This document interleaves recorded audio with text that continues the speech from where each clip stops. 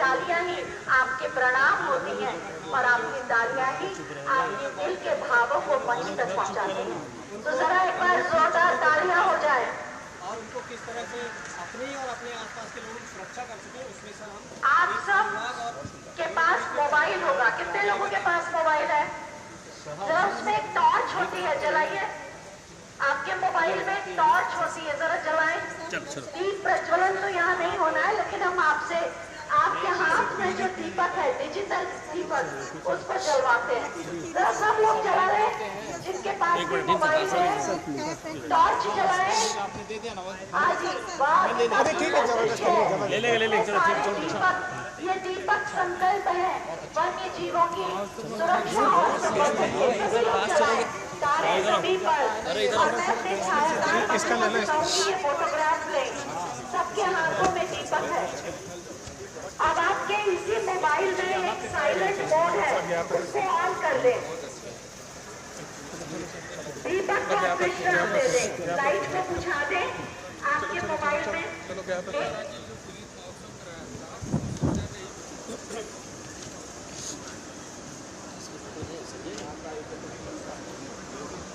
सभी लोग अपने मोबाइल को साइलेंट मोड पर कर लें और फोटो खींचने का लोग मत करें। ये सारा कार्यक्रम आपको YouTube पर मिल जाएगा, ठीक है?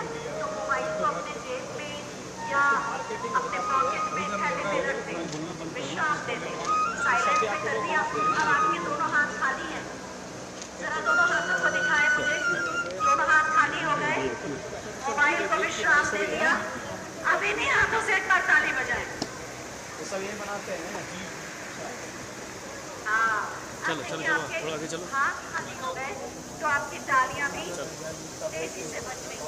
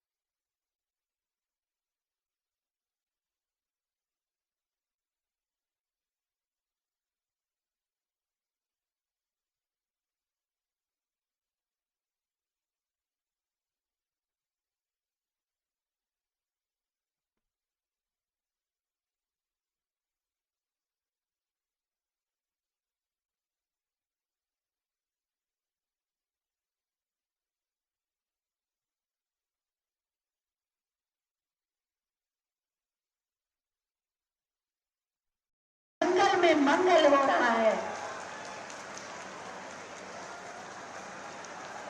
भारत माता की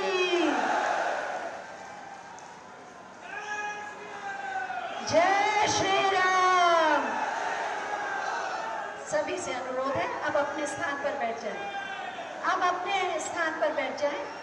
सभी से अनुरोध है, राज्य में माननीय वन मंत्री माननीय डॉक्टर अरुण कुमार सक्सेना जी से हम अनुरोध करेंगे कि पीलीभीत टाइगर रिजर्व के लोगों को भेंट करके उनका स्वागत और अभिनंदन करें।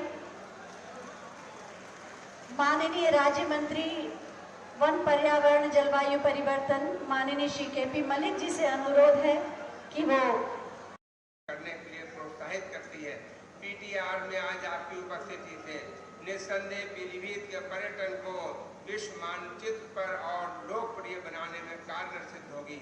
इस क्षेत्र में बाघों की संख्या में आशातीत वृद्धि हुई है, जो इस क्षेत्र के बेहतर प्रबंधन को बच्चों के लिए कैसी दुनिया छोड़ के जा रहे हैं।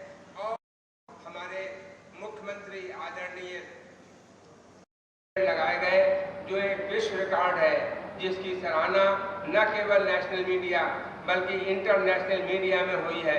और हमारे प्रधान शिलान्यास किया जाएगा और साथ ही 15 परियोजनाएं विकास कार्य का लोकार्पण और 11 विकास कार्यों का शिलान्यास शिलापट का अनावरण हो रहा है। और इस क्षेत्र में 2023 की थी उस पुस्तिका का विमोचन होना है।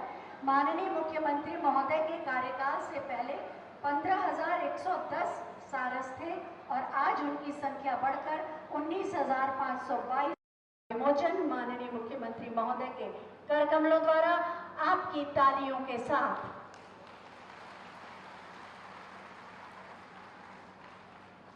WWF इंडिया यानी विश्व प्रकृति निधि भारत एवं उत्तर प्रदेश वन विभाग का विमोचन किया जाएगा। आप सब जानते हैं ये कॉरिडोर नेपाल नेशनल पार्क और पीलीभीत टाइगर रिजर्व की सीमाओं के बीच का वो वन्य क्षेत्र है जिसे संरक्षित करने के लिए कॉरिडोर बनाया जा रहा है। आप सबकी तालियों की शुभकामनाएं। बहुत बहुत धन्यवाद माननीय मुख्यमंत्री महोदय। माननीय मुख्यमंत्री महोदय की प्रेरणा से वृक्षारोपण अब जन आंदोलन का रूप ले चुका है। 2023 में हमने संकल्प किया था 35 करोड़ वृक्षों का रोपण करने का, लेकिन संस्थाओं का सहयोग, आप सब तालियों के माध्यम से शुभकामनाएं दें। पीलीभीत टाइगर रिजर्व को अंतर्राष्ट्रीय पुरस्कार कैट्स का अवार्ड मिला। ये वन्य जीवों के संरक्षण और संवर्धन के लिए दिया जाता है। आज पीलीभीत टाइगर रिजर्व में 71 बाघ हैं। इस पुरस्कार को माननीय वन मंत्री महोदय से अनुरोध है कि माननीय मुख्यमंत्री महोदय को सौंपें और आप सब तालियों के माध्यम से उत्साहवर्धन करें। हाथियों की सुरक्षा और संवर्धन के लिए भारत सरकार ने तराई एलिफेंट रिजर्व की घोषणा की, जिसके अंदर दुधवा टाइगर रिजर्व और हाथियों की सुरक्षा के लिए, उनके संवर्धन के लिए आज उनकी संख्या 150 है, लेकिन इस प्रयास के माध्यम से हम इसे और बढ़ाएंगे।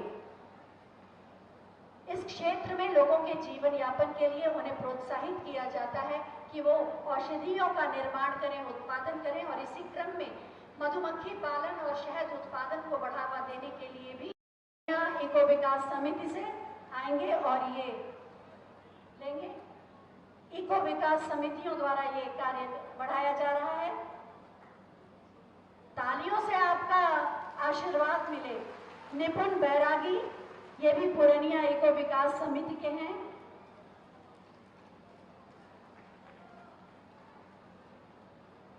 बहुत बहुत धन्यवाद माननीय। बाघों के सुरक्षा और संवर्धन के साथ साथ आम आदमी भी सुरक्षित रहे, इसीलिए डिजिटल प्रणाली का उपयोग किया जा रहा है और बाघ मित्र ऐप का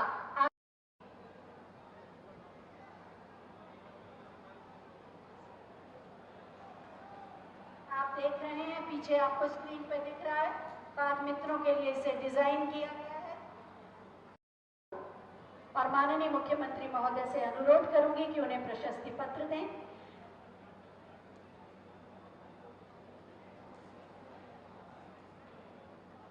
इस इसके बाद हम आमंत्रित करेंगे श्री नवीन खंडेलवाल जी को, जो प्रभागीय वन अधिकारी हैं पीलीभीत टाइगर रिजर्व के, और बाघों की संख्या में वृद्धि के लिए उनको अंतर्राष्ट्रीय पुरस्कार TX2 से भी सम्मानित किया जा चुका है।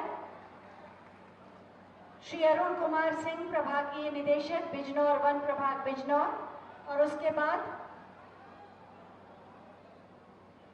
डॉक्टर उत्कर्ष शुक्ला, उप निदेशक वरिष्ठ वन्य जीव चिकित्सक, नवाब वाजिद अली शाह प्राणी उद्यान लखनऊ। आपकी तालियां रुक जाती हैं तो कुछ सुना सुना सा लगता है। श्रीमती नीना कुमार, शिक्षा अधिकारी, नवाब वाजिद अली शाह प्राणी उद्यान लखनऊ। तालियों से इन सबको अपनी शुभकामनाएं दें। डॉक्टर दक्ष गंगवार, पशु चिकित्सा अधिकारी, पीलीभीत टाइगर रिजर्व।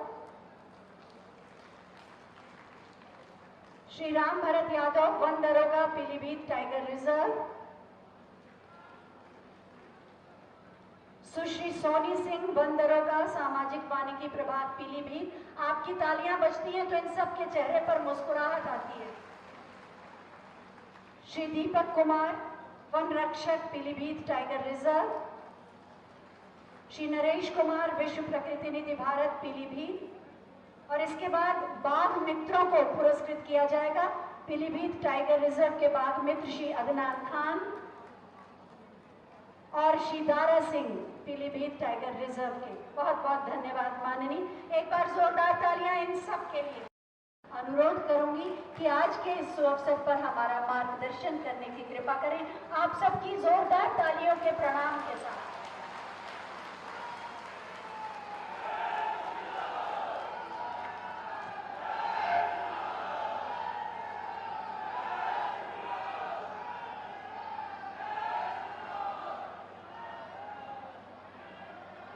वन्य प्राणी सप्ताह के अवसर पर पीलीभीत टाइगर रिजर्व में आयोजित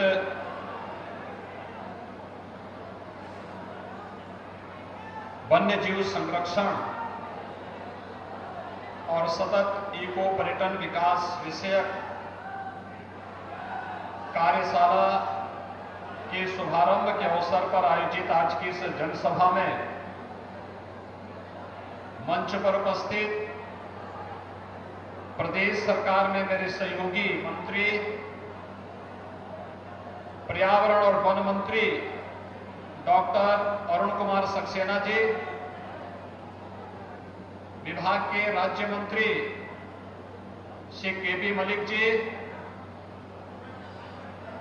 प्रदेश के गन्ना और चीनी मिल विभाग के राज्य मंत्री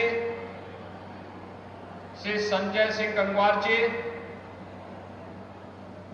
प्रदेश के कृषि राज्य मंत्री सरदार बलदेव सिंह ओलख जी,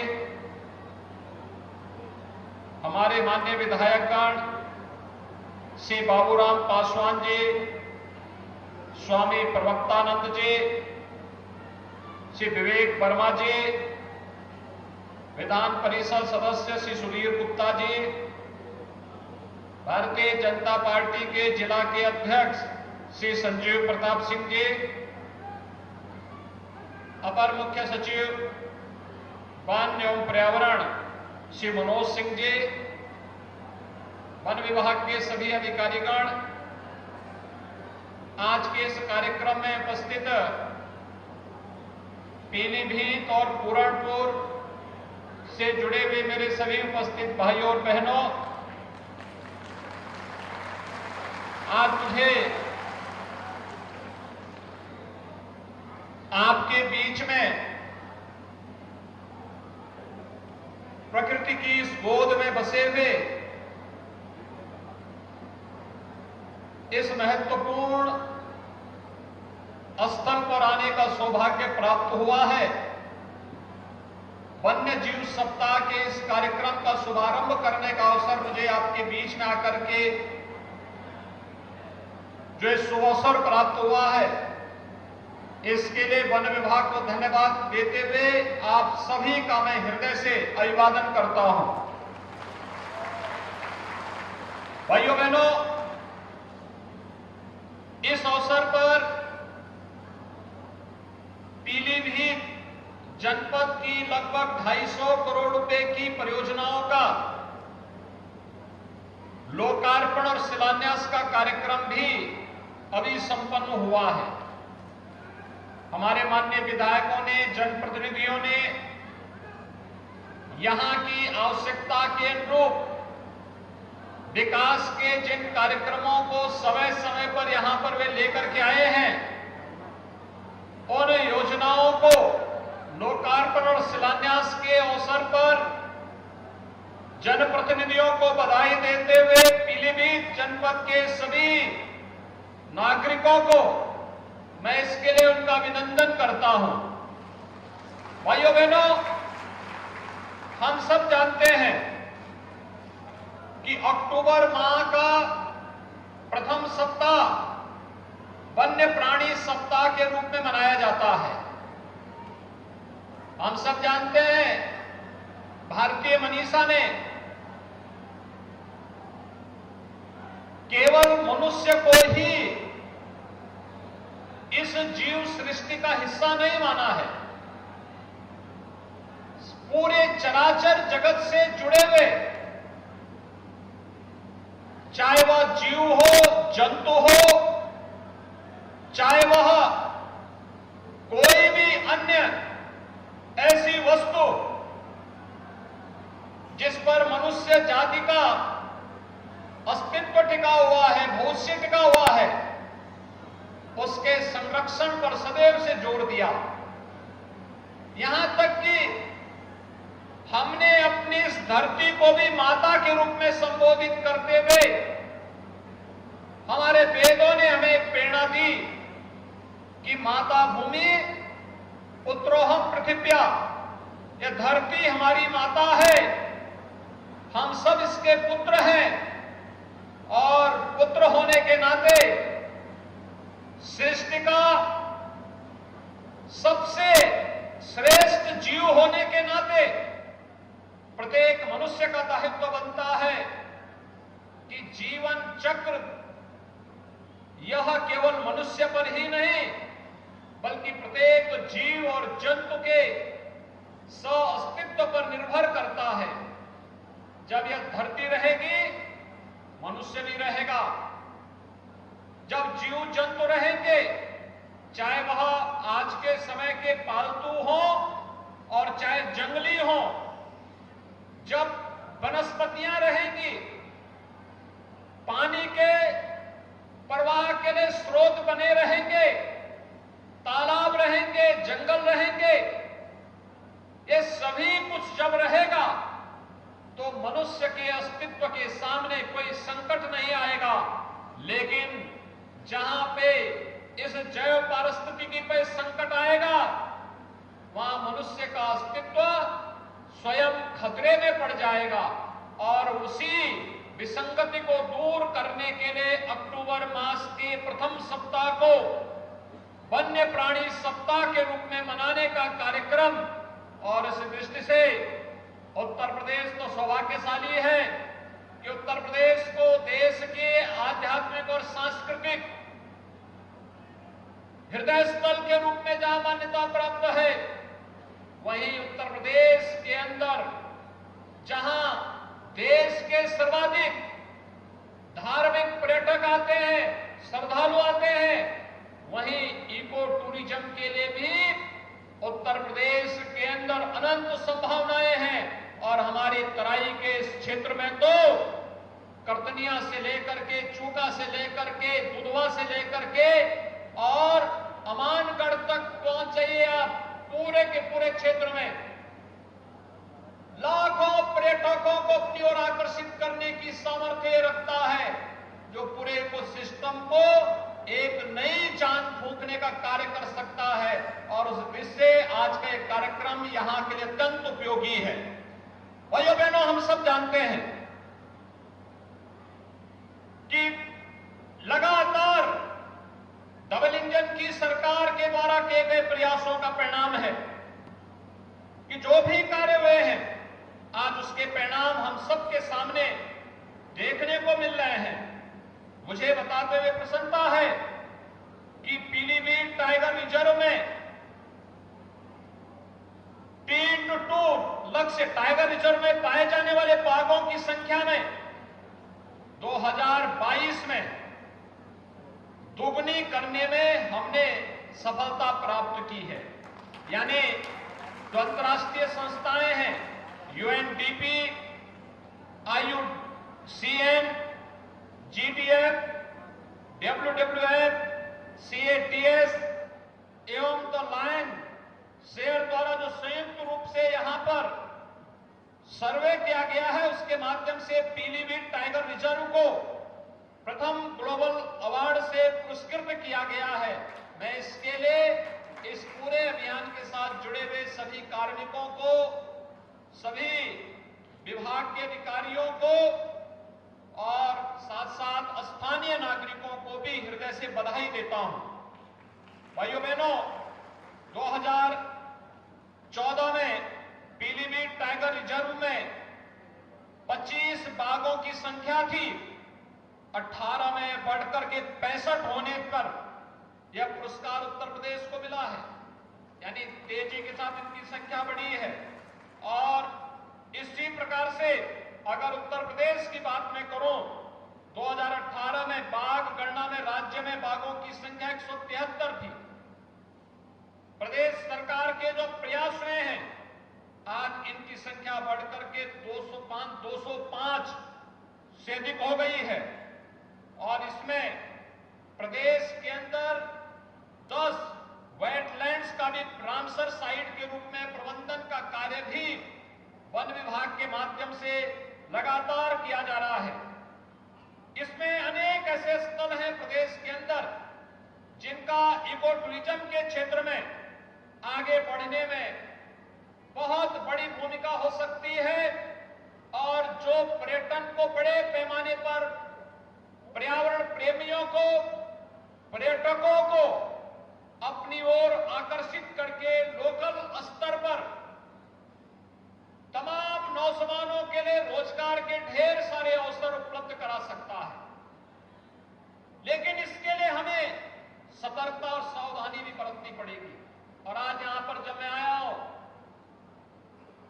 मुझे याद है जब मैं पिछली बार 2018-19 में मुझे दुधवा में कई बार जाने का उस समय जाना पड़ा था, क्योंकि जब भी प्रकृति में संतुलन पैदा करने का प्रयास होगा तो मानव और वन्य जीवों में संघर्ष की प्रवृत्तियां बढ़ेंगी। मानव और वन्य जीवों में संघर्ष की स्थिति से बचाने के लिए हम लोगों ने उस समय होने वाली जनधन की हानि को रोकने के लिए कदम उठाने के लिए कहा था। और साथ साथ ये भी कहा था कि पहले जब मानव और वन्य जीवों के बीच में कोई संघर्ष होता था, कोई जनहानि होती थी, तो कोई सहायता नहीं मिल पाती थी। हमने इसे आपदा घोषित किया और किसी भी परिवार का कोई सदस्य अगर इस आपदा की चपेट में आता है तो 5 लाख रुपए की सहायता हम लोगों ने जनहानि पर देने की व्यवस्था की है।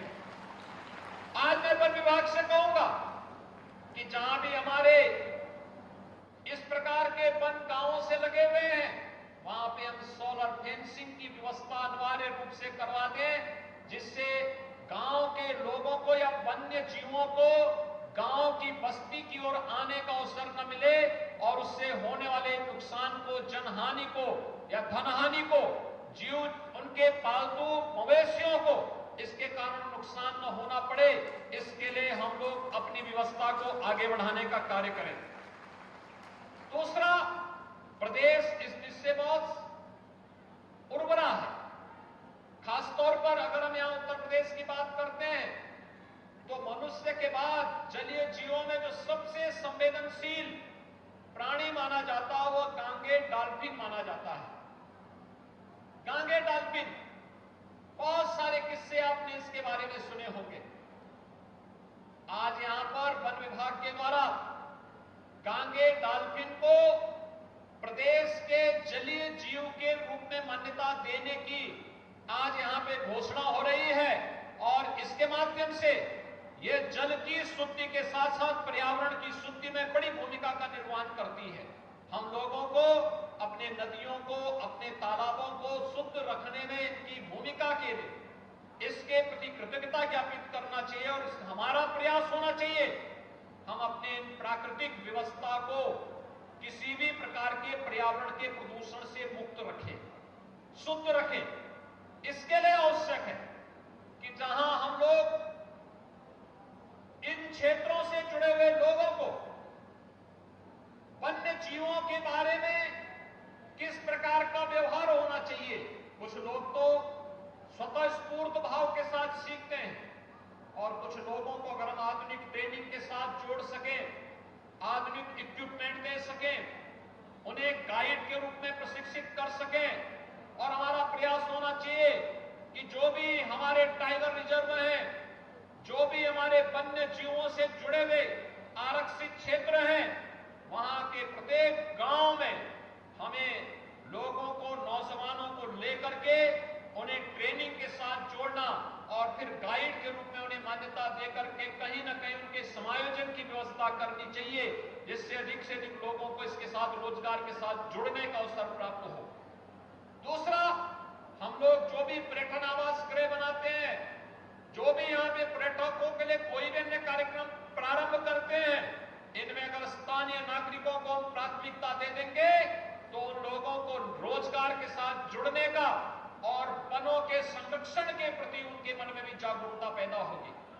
लेकिन साथ साथ हमें यह भी देखना होगा कि जो पर्यटक आते हैं या जो स्थानीय नागरिक हैं, वे प्लास्टिक का उपयोग करके कोई भी ऐसा कार्य न करें जो जल को प्रदूषित करे, प्रकृति को प्रदूषित करे और फिर उसके माध्यम से जीवों की सुरक्षा के सामने ही खतरा पैदा हो जाए। यह भी हमें ध्यान रखना होगा। भाइयों बहनों, पर्यावरण आज एक वैश्विक मुद्दा बन चुका है। दुनिया के अंदर लोगों के सामने इसके कारण तमाम प्रकार के संकट खड़े हुए हैं, लोग उससे परेशान हैं और हमारे यहां ये हमारा सौभाग्य है कि गत 6 वर्ष के अंदर उत्तर प्रदेश शासन ने जन सहभागिता के माध्यम से वन विभाग को नोडल विभाग बना करके 167 करोड़ वृक्षारोपण के विराट लक्ष्य को उत्तर प्रदेश ने प्राप्त किया है। 167 करोड़ वृक्षारोपण का एक कार्यक्रम प्रदेश के एक नए स्वरूप को हम सबके सामने प्रस्तुत करता है। जहां जंगल होंगे, आध्यात्मिक वातावरण स्वतः स्फूर्त भाव के साथ वहां एक पॉजिटिविटी उतनी अच्छी होगी और उसके साथ हमें जुड़ने की आवश्यकता है। उस कार्यक्रम को लगातार आगे बढ़ाने की आवश्यकता है। हम सब जानते हैं प्रधानमंत्री जी के मन में पर्यावरण के प्रति कितना अनुराग है। इसमें जहां वृक्षारोपण के इस कार्यक्रम को मन की बात में प्रधानमंत्री जी ने प्रशंसा की, वहीं साथ ही साथ प्रधानमंत्री जी ने नमामि गंगे मिशन के माध्यम से गंगा की अविरलता और निर्मलता के साथ साथ नदी संस्कृति को क्षीण बनाए रखने के लिए भी पूरे देशवासियों के मन में एक नई प्रेरणा का जागृत किया है। आज का अवसर हम सबके लिए संकल्प का अवसर होना चाहिए। अपने भविष्य को बचाने के लिए हम वर्तमान के साथ स्वयं खिलवाड़ न करें और वर्तमान के साथ खिलवाड़ न करने के लिए हमें जैसे मनुष्य के प्रति संवेदनशील बनने के संस्कार हमें स्वतःस्फूर्त भाव के साथ मिलते हैं, ऐसे ही जीव और जंतु के साथ भी उतने ही संवेदनशील तरीके से आगे बढ़ने के लिए हम सभी तैयार हो सकेंगे। इस विश्वास के साथ जहां वन्य जीव सप्ताह का एक कार्यक्रम आगे बढ़ रहा है, वहीं साथ ही साथ में आज के इस अवसर पर लगभग 250 करोड़ रुपए की परियोजनाओं के लिए पीलीभीत और पूरनपुर के सभी नागरिकों को हृदय से मैं बधाई देता हूं। यहां का हमारा किसान बहुत प्रगतिशील है, मेहनती है, पुरुषार्थी है। पराई के क्षेत्र में अपनी मेहनत से, अपने पुरुषार्थ से उसने सोना उगलने का काम किया है और आज यहां की लहलाती हुई फसलें बढ़कर सबको अपनी ओर आकर्षित कर देती है। भाइयों बहनों, यहां से जुड़ी हुई शिक्षा के क्षेत्र की, स्वास्थ्य के क्षेत्र की, सड़क और पुल के लिए, यहां पे टेक्निकल एजुकेशन के लिए, यहां के विकास से जुड़े हुए तमाम अन्य प्रोजेक्ट को 250 करोड़ रुपए के प्रोजेक्ट को आज यहाँ पे लोकार्पण और शिलान्यास का कार्यक्रम भी संपन्न हो रहा है।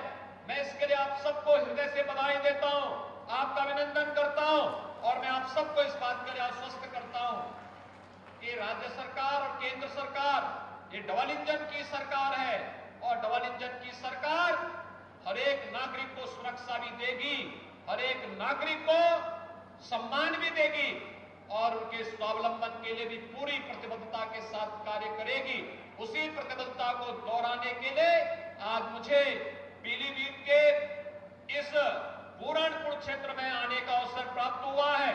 मैं एक बार फिर से वन्य जीव प्राणी सप्ताह के इस कार्यक्रम के अवसर पर पूरे प्रदेश वासियों को वन्य जीवों के प्रति अधिकाधिक संवेदनशील बनने, उनके साथ स्वास्तित्व के साथ आगे बढ़ने के लिए आह्वान करते हुए वन्य और पर्यावरण के प्रति हर नागरिक जागरूक हो सके, इसका आह्वान करते हुए अपनी वाणी को यहीं पे विराम देता हूं। धन्यवाद। जय हिंद। बहुत बहुत धन्यवाद माननीय, आपके प्रेरणादायी उद्बोधन के लिए। आपका मार्गदर्शन सदैव हमारा मार्ग प्रशस्त करता है। और अब